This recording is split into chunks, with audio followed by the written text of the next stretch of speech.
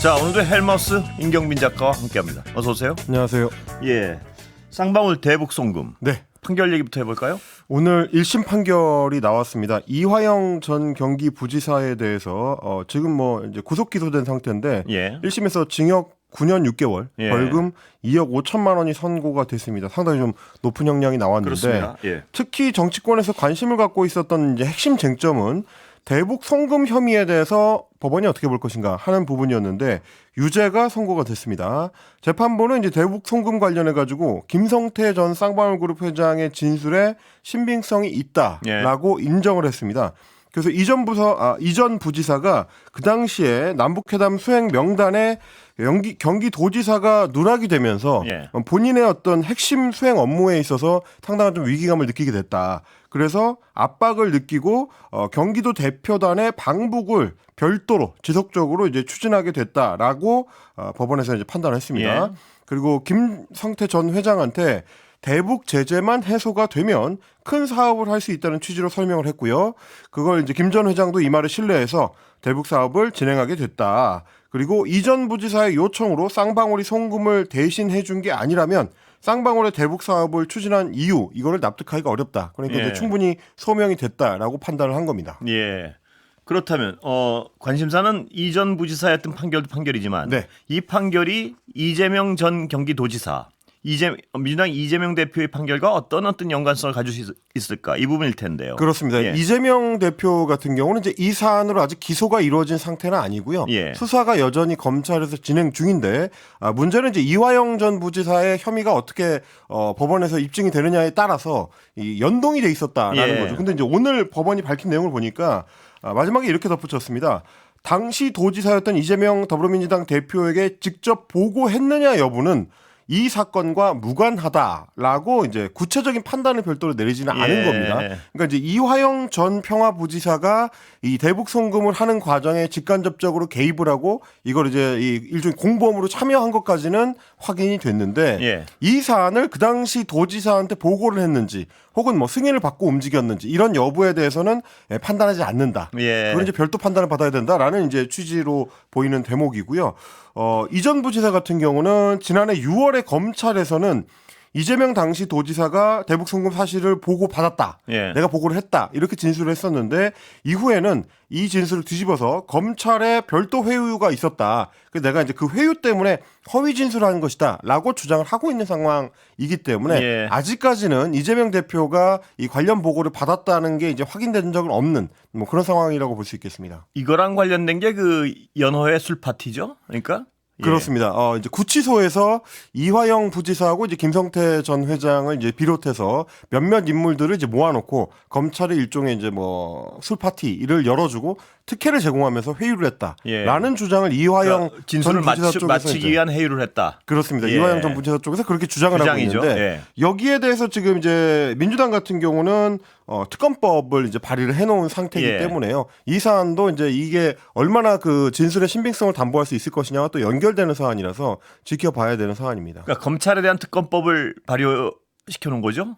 그렇습니다. 이 수사를 주도하고 있는 이제 검찰에 대해서 특검을 해야 된다는 거고 이제 넓게 보면 이번 이 대북 송금 사건과 관련된, 그러니까 쌍방울과 관련된 사건 전반에 대해서 이제 특검이 필요하다. 왜냐하면 검찰이 이런 식의 이제 피의자 회유 시도를 했었기 때문에 검찰의 수사 자체를 믿을 수 없다라는 게 지금 민주당의 입장이고요. 그래서 이미 지난 3일에 술자리 진술 회유 조작 을 비롯해서 검찰의 위법 수사 의혹에 대해서 특검법을 발의를 해놓은 상황입니다. 만약에 윤석열 대통령이 이 특검법을 거부권 행사한다면 관련 검사들에 대해서는 이제 탄핵 소추를 진행을 하겠다라는 게 지금 민주당의 입장입니다. 다음 소식 좀 넘어가 볼까요? 네, 뭐 조금만 더 덧붙여 드리자면 이전 부지사의 형량이 이렇게 이제 늘어나게 된 이유는 사실은 대북 송금 관련한 사안보다는 본인의 이제 개인적인 뇌물죄 혐의가 더 크게 적용이 됐습니다. 평화도지사 재직 기간 중에 쌍방울 측으로부터 이제 법인카드를 제공받아서 1억여 원 정도의 자금을 불법 수수했다. 라는 점을 이제 법원에서 인정을 했고요. 그래서 이제 그 혐의가 징역 8년 그리고 외환거래법 위반 증거인멸 교사 혐의 이게 이제 대북 송금과 관련된 문제인데 여기에 대해서는 징역 1년 6개월 이렇게 해서 총 9년 6개월을 선고를 받았습니다. 자, 액트지오 얘기 좀 해볼까요? 예. 네, 미국의 액트지오사 지금 논란이 되고 있는 이제 영일만 일대의 석유 원유 채취 관련해 가지고 이 컨설팅을 수행했던 업체인데 아브레우 고문이 오늘 이제 기자 간담회를 열었습니다. 오늘 좀 특이했던 게 인천공항으로 입국을 할 때는 노타이 차림의 이제 편안한 캐주얼 정장 차림이었는데 오늘은 넥타이를 착용을 했고요. 예. 넥타이 색깔이 금색을 연상시킨 노란색이어서 예.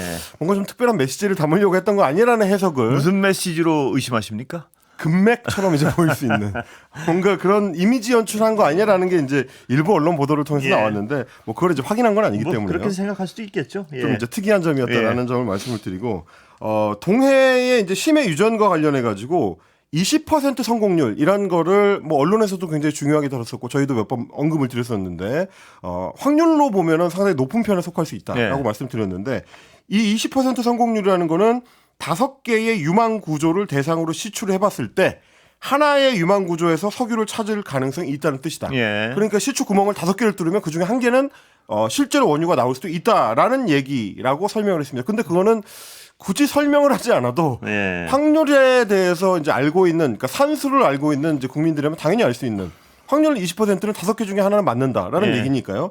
원론적인 입장을 뭐 설명한 것이다라고 봐야 될 것 같고 실제로 이렇게 얘기를 했습니다.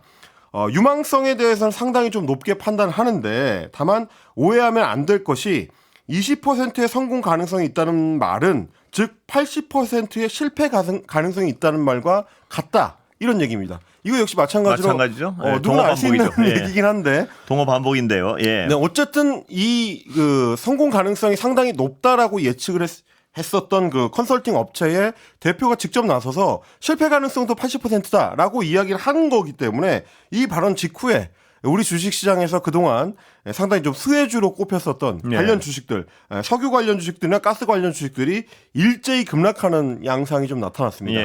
그러니까 사실 별로 달라진 건 없는데 20%라는 같은 얘기인데요, 원래. 같은 얘기인데 80% 실패 가능성을 언급하니까 갑자기 이제 현실 자각 타임이 온 것 아니냐, 소위 말하는 이제 현타가 온 것 아니냐라는 이제 분석을 해볼 수 있는 상황이었고요. 어쨌든 이 20%의 성공률에 대해서는 굉장히 양호하고 높은 수준의 가능성을 의미한다라고 덧붙였습니다. 예. 왜냐하면 이제 2020년부터 25년 사이에 발견된, 그러니까 금세기에 발견된 유정 중에서는 가장 매장량이 큰 게 남미의 가이아나 라자 프로젝트인데 예. 그때 성공 가능성을 점칠 때 16%였다.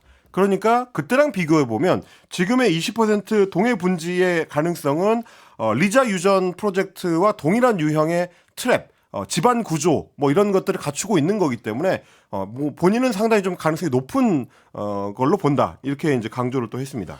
그런데 경제성 분석에 대한 얘기가 좀 나왔나요?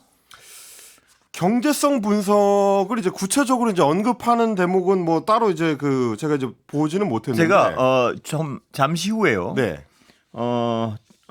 전문가 모셔가지고 네. 몇 가지 어떤 그 기술적 측면이나 경제성 분석 부분을 한번 여쭤보겠습니다. 근데 이게 예. 이거 아니겠습니까? 20%의 가능성, 그러니까 80%는 안 나올 가능성이 있다는 부분 하나랑 네네.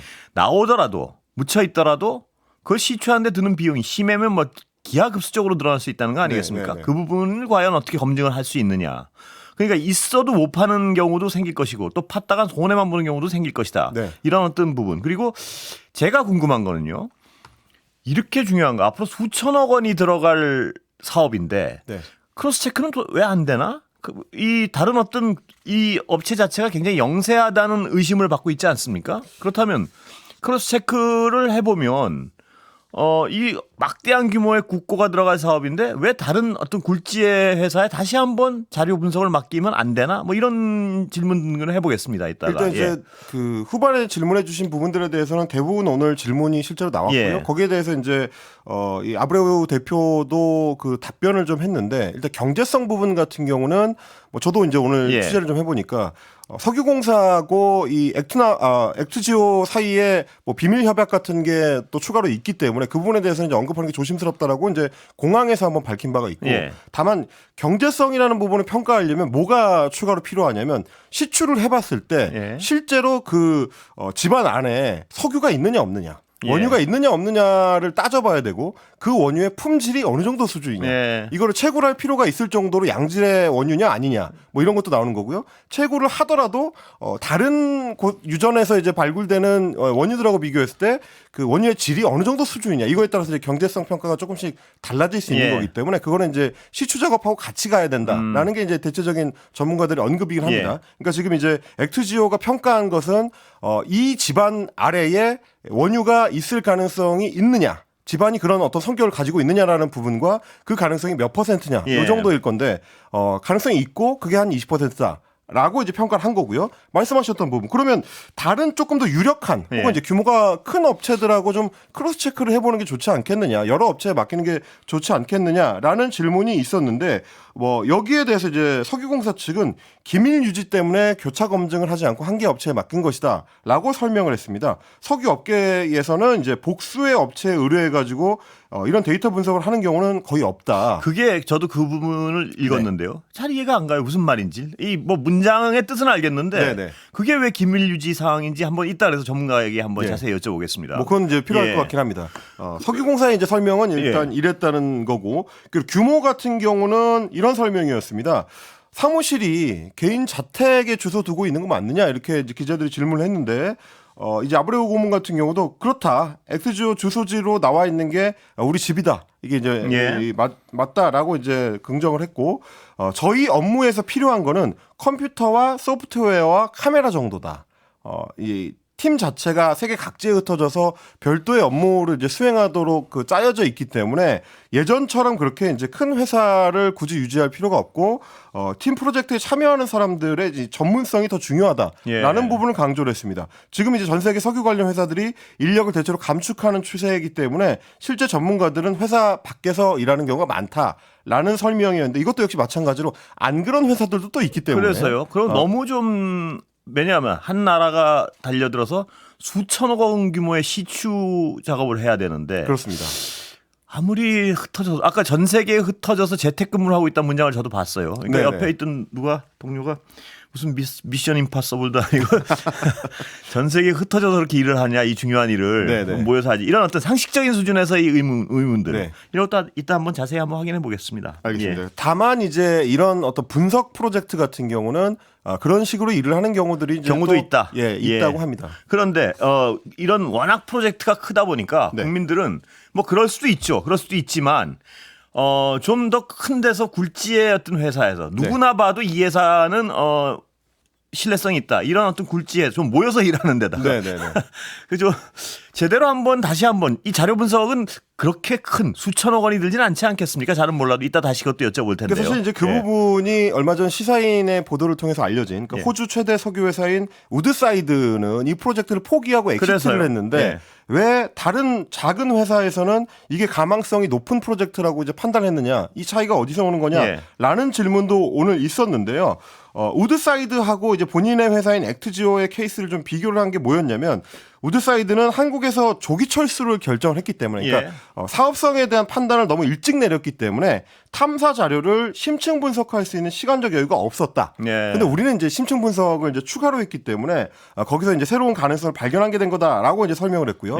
그러면서 이제 프로젝트에 여러 이 별칭들이 붙는데 주작, 홍계, 방어 뭐 이런 이름이 붙은 기존의 유정이 3개가 있습니다. 그 유정을 연구를 해봤더니 기존 프로젝트들이 이제 실패를 했었던 원인을 새로 이제 찾아내게 됐고 그걸 통해서 다른 유망한 구조물들을 이제 도출해낼 수 있었다. 이렇게 좀 설명을 했습니다. 근데 이제 들어보시면 아시겠지만 대체로 좀 원론적인 차원의 이제 설명이다 보니까 이것만으로 이제 기자들이 갖고 있던 의문 혹은 이제 우리 국민들이 갖고 있던 의문이 충분히 해소됐다라고 보기는 좀 어려울 것 같고요.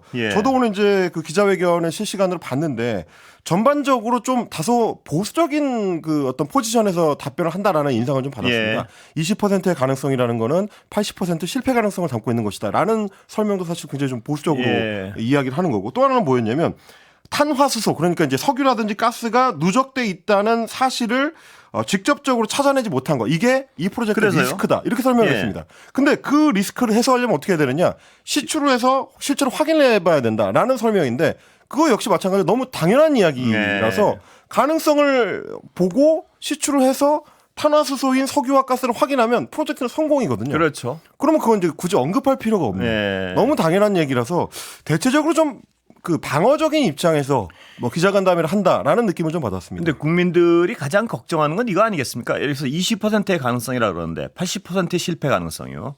그래서 그 시추공 하나에 1,000억씩 들여가지고 한 5개를 팠는데 네. 만약에 결과가 좋지 않으면 이건 수천억 원이 그냥 날아가는 거잖아요. 어떤 그렇습니다. 토목공사 같은 경우에는 뭐 건물 같은 거라도 남을 텐데 네.